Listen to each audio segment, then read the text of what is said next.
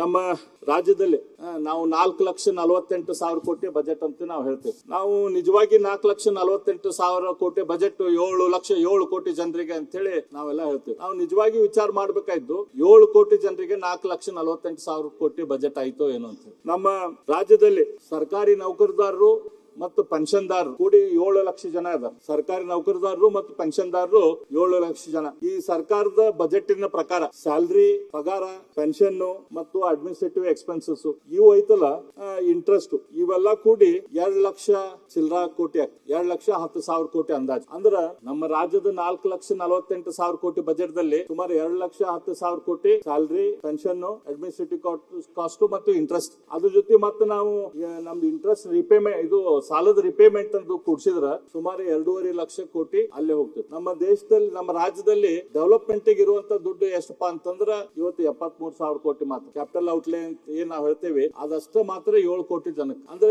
7 ಕೋಟಿ ಜನಕ್ಕೆ 73 ಲಕ್ಷ ಕೋಟಿ. ಇನ್ನು 7 ಲಕ್ಷ ಜನಕ್ಕೆ 2 ಲಕ್ಷ ಕೋಟಿ ಸಮೀಪ ದುಡ್ಡು. ಅಂದ್ರೆ ಈ ಬಜೆಟ್ ಐತಲ್ಲ ಸಂಪೂರ್ಣ ನಮ್ಮ ದೇಶದ ಆರ್ಥಿಕತೆ ಅಥವಾ ನಮ್ಮ ರಾಜ್ಯದ ಆರ್ಥಿಕತೆ ಇವತ್ತೇನೈತಿ, ಇವತ್ತು 7 ಲಕ್ಷ ಜನರದ ಕಾಳಜಿ ತೊಗೊಳಕ ನಮ್ಮ ಮೇಜರ್ ರಿಸೋರ್ಸಸ್ ಅಲ್ಲೇ ಹೊರಟೈತಿ. ಇಡೀ ರಾಜ್ಯದ 7 ಕೋಟಿ ಜನಕ್ಕೆ ಅತ್ಯಂತ ಕಡಿಮೆ ಪ್ರಮಾಣದ ದುಡ್ಡನ್ನು ಹೋಗ್ತಿದೆ. ಇವತ್ತು ಮುಖ್ಯಮಂತ್ರಿಗಳದ್ದು ಮತ್ತು 17 ಸರ್ತಿ ಬಜೆಟ್ ಮಾಡಿದಂತ ಮುಖ್ಯಮಂತ್ರಿಗಳು ಇದ್ರ ಬಗ್ಗೆ ಏನಾದ್ರು ಒಂದು ಕಾಳಜಿ ಮಾಡ್ಬೇಕಲ್ಲ. ಈ ಸ್ಕ್ಯೂಡ್ ಸ್ಪೆಂಡಿಂಗ್ ಏನೈತಿ ಬಹಳ ಒಂದ ಕಡೆ ಇಡೀ ದೇಶದ ರಾಜ್ಯದ ಅತ್ಯಂತ ಸಣ್ಣ ಭಾಗ ಆದ ಸರ್ಕಾರಿ ನೌಕರರ ಮೇಲೆ ಇಷ್ಟು ದೊಡ್ಡ ಪ್ರಮಾಣದ ದುಡ್ಡು ಹೊಂಟೈತಿ. ಈ ರೇಷಿಯೋನ ನಾವು ಯಾವ ರೀತಿ ಚೇಂಜ್ ಮಾಡ್ಬೇಕು, ಅದ್ರ ಬಗ್ಗೆ ಬಜೆಟ್ ದಲ್ಲಿ ಏನಾದ್ರು ವಿಚಾರ ಮಾಡ್ಬೇಕಲ್ಲ. 17 ಬಜೆಟ್ ಮಾಡ್ಯಾರ, ಅದರಲ್ಲಿ ಏನಾದ್ರು ಒಂದು ದಿಶೆಯನ್ನು ಕೊಡುವಂತ ಕೆಲಸ ಮಾಡ್ಬೇಕಲ್ಲ. ಅದಕ್ಕೆ ಕಲ್ಪನೆ ಇಲ್ಲ. ಈ ಬಜೆಟ್ ದಲ್ಲಿ ಯಾವ ರೀತಿ ನಾವು ಅಡ್ಮಿನಿಸ್ಟ್ರೇಟಿವ್ ಕಾಸ್ಟ್ ಕಡಿಮೆ ಮಾಡ್ತೇವೆ, ಯಾವ ರೀತಿ ನಮ್ದು ಇಂಟ್ರೆಸ್ಟ್ ಕಡಿಮೆ ಮಾಡ್ತೇವೆ, ಅದ್ರ ಬಗ್ಗೆ ಏನೂ ವಿಚಾರ ಇಲ್ಲ, ಏನು ಚಿಂತನೆ ಇಲ್ಲ. ಈ ರೀತಿನ ಹಾಕೊಂತ ಹೋದ್ರ ನಮ್ಮ ರಾಜ್ಯದ ಸಂಪೂರ್ಣ ಬಜೆಟ್ ಅದ್ರ ಬಗ್ಗೆ ಸರ್ಕಾರ ಒಂದು ಸ್ಪಷ್ಟ ನಿಲುವು ತಗೋಬೇಕು. ಏನಾಗ್ತದೆ,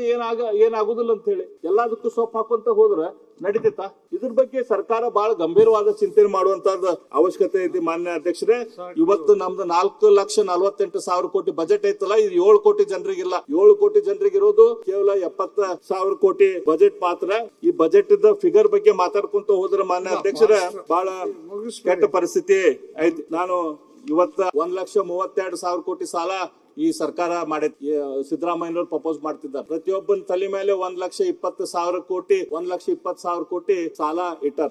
ಇದು 17 ಬಜೆಟ್ ನಾನು ಬಜೆಟ್ ಮಂಡನೆ ಮಾಡೇನೆ ಆರ್ಥಿಕ ತಜ್ಞ ಅಂತ ಹೇಳುವಂತ ನಮ್ಮ ಮುಖ್ಯಮಂತ್ರಿಗಳು ಇದ್ರ ಬಗ್ಗೆ ಯಾಕೆ ಲಕ್ಷ್ಯ ಕೊಡ್ತಾ ಇಲ್ಲ? ಇದ್ರ ಬಗ್ಗೆ ಅವ್ರ ಏನಾದ್ರು ಕಾಳಜಿ ಬೇಕಲ್ಲ. ಮನುಷ್ಯಾಗ ಕಾಳಜಿ ಇದ್ರೆ ಅದಕ್ಕೊಂದ್ ಏನಾದ್ರು ಮಾರ್ಗ ಹುಡುಕ್ತಾರ. ಶಿಕ್ಷಣದಲ್ಲಿ ಯಾವುದೇ ರೀತಿಯ ಡೈರೆಕ್ಷನ್ ಇಲ್ಲ. ಉತ್ತರ ಕರ್ನಾಟಕ, ಕಲ್ಯಾಣ ಕರ್ನಾಟಕದ ಅಭಿವೃದ್ಧಿ ಬಗ್ಗೆ ಲಕ್ಷ್ಯ ಇಲ್ಲ. ನಮ್ಮ ನೀರಾವರಿ ಬಗ್ಗೆ ಲಕ್ಷ್ಯ ಇಲ್ಲ. ಹಂಗಾಗಿ ಇವತ್ತು ಈ ಬಜೆಟ್ ದಲ್ಲಿ ಇದೊಂದು ನಾನು ಏನ್ ಬರ್ತೇನಂತಂದ್ರ ಗುಳಪ್ಪ ಮೇಟಿ ನಮ್ಮ ರೈತರು ಏನ್ ಕೂಡಿದ್ರಲ್ಲ, ಅವ್ರ ಏನ್ ಹೇಳಿದ್ರು, ತಮ್ಮ ಖರ್ಚು ಕಡಿಮೆ ಮಾಡು, ದುಡಿಮೆ ಹೆಚ್ಚು ಮಾಡು, ಸಾಲ ಮಾಡಿ ತುಪ್ಪ ತಿನ್ಬೇಡ, ಮುಂದಿನ ಪೀಳಿಗೆಗೆ ಸಾಲ ಬಿಡೋದು ಬೇಡ ಅಂತ ಹೇಳಿ ಆ ರೈತರು ಹೇಳಿದ್ರು. ಕೈಲಾದವನಿಗೆ ಕಡವೆ ಸಾಕ್ಷಿ ಎಂಬಂತೆ ಗ್ಯಾರಂಟಿ ಕೊಡಲು ಸಾಲವೇ ಆಧಾರವಾದರೆ ಮುಂದಿನ ಪೀಳಿಗೆ ಭವಿಷ್ಯವು ಮಣ್ಣು ಪಾಲಾವುದೋ ಮರುಳ ಸಿದ್ದೇಶ್ವರ.